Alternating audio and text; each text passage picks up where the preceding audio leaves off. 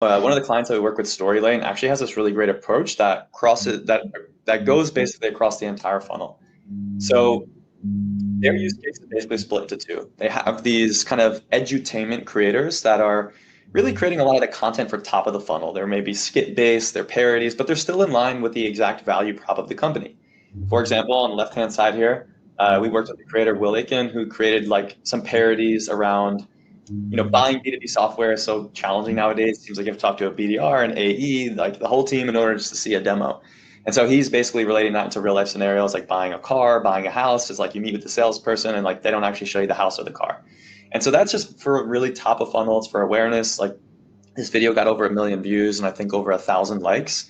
And then on the right-hand side here is an example of more of a tactical video. Maybe it doesn't have as big of a reach, but we're working with like an actual practitioner and they're sharing exact examples and like tutorial-based type videos of how to use the tool.